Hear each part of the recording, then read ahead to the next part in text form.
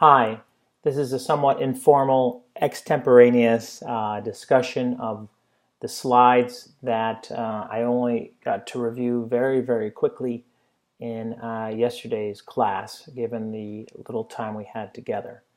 So we're going to go to the slides that deal with the treatment of agreements under the PCA.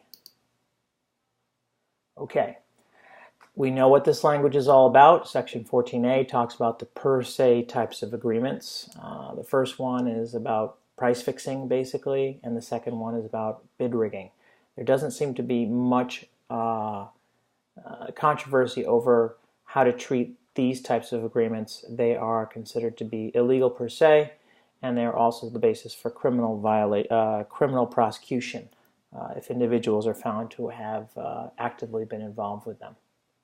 Problem more is within 14B and 14C. The question is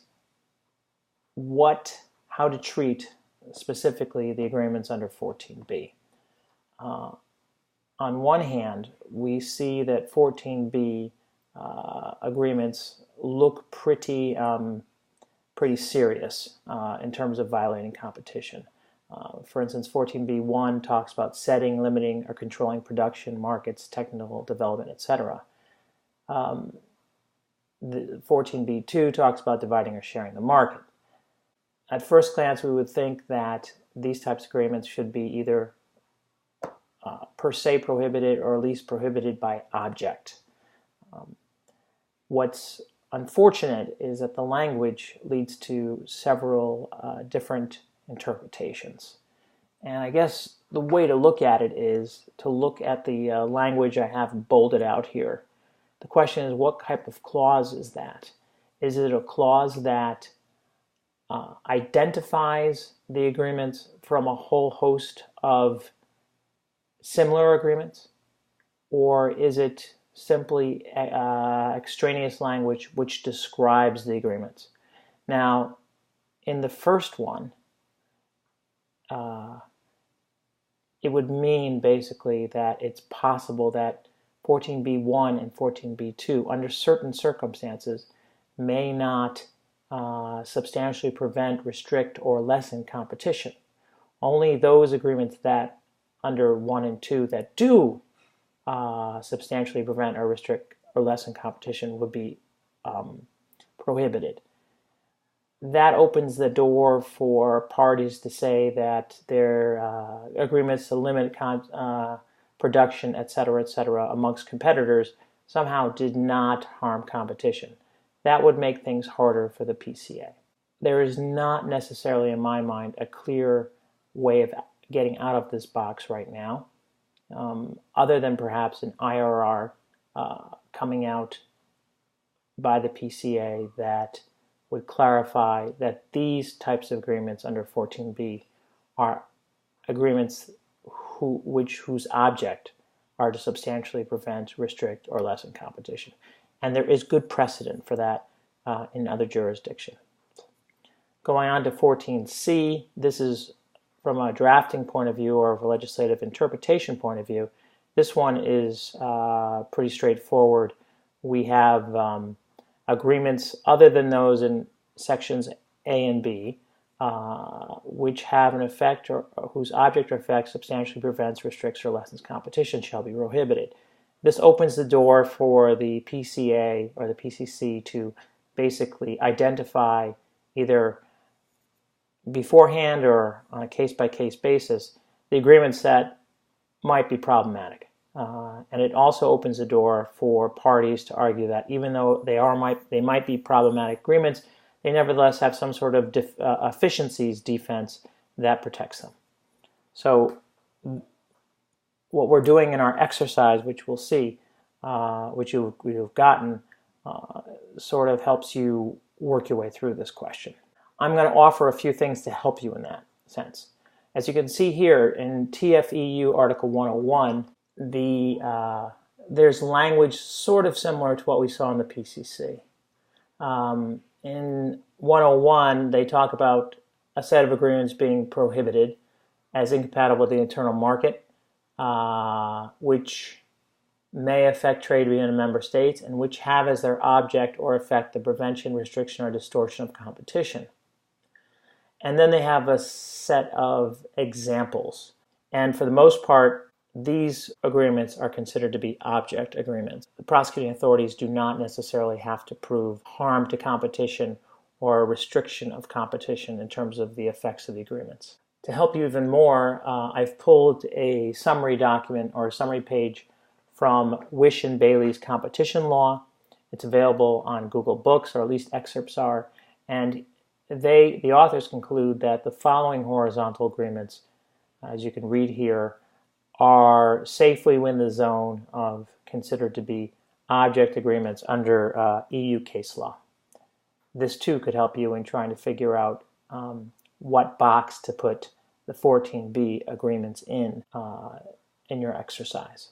Another area that might help is the ASEAN guidelines on competition. The guidelines in particular talk about per se versus rule of reason types of agreements, but at the same time they identify a set of hardcore restrictions, and they mention price fixing, bid rigging, and then market sharing, limiting or controlling production, etc., which sounds a lot like several of the types of agreements in the PCA section 14.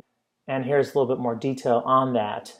They mention price fixing and bid rigging, great. But then there's market sharing, and then after that is limiting or controlling production. All this points towards the fact that we should be less permissive rather than more permissive when it comes to the agreements under 14B, despite what some people may argue in the defense of the practices they may be involved with. Okay, so as we talked, you have a handout to give the PCC some advice. What I've done is I've put it up online. I would appreciate you guys finishing it off according to the assignments you have. Who knows, someday this could be a basis for a future IRR. The final section we have to work on is horizontal agreements with possible economic benefits.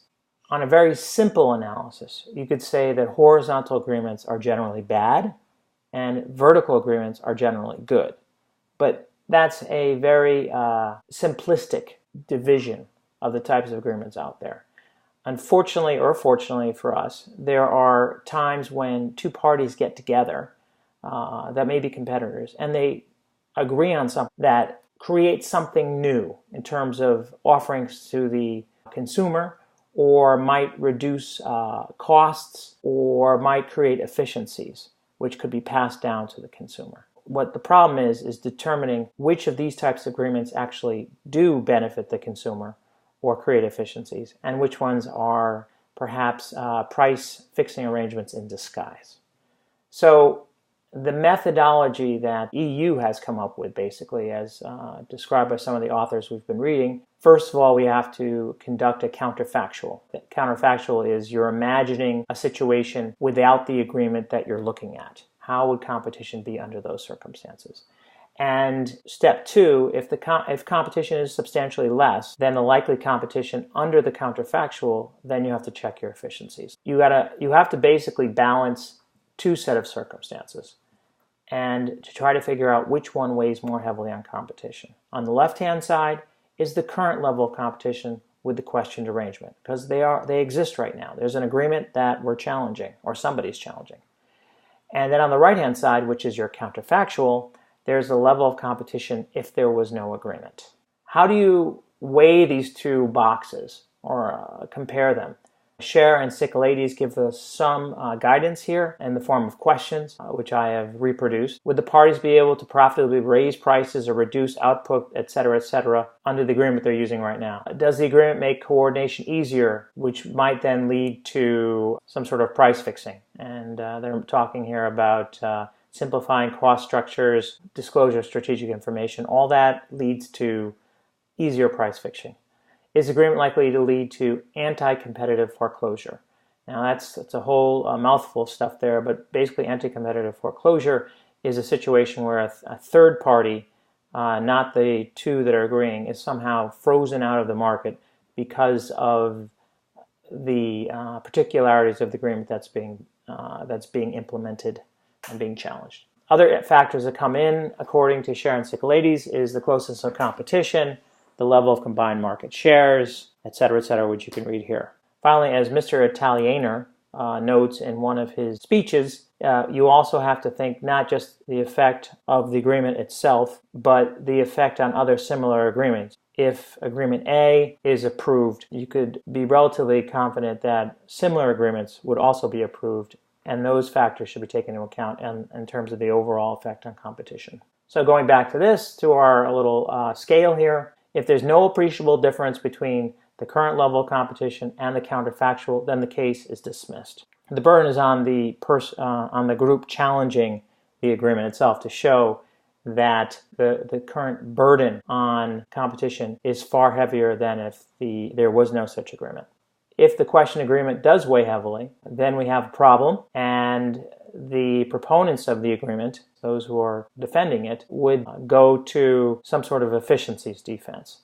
And that's described under PCA Section 14C. As we see here, under 14C, an object agreement or an agreement that substantially restricts or prevents or lessens competition in terms of its effects can be saved if the parties show that the agreement 1. Improves the production and distribution of goods, or promotes technical or economic progress and allows consumers a fair share of the resulting benefits. So it's a combination of efficiencies plus giving the consumers a good share of the efficiencies. What is fair share?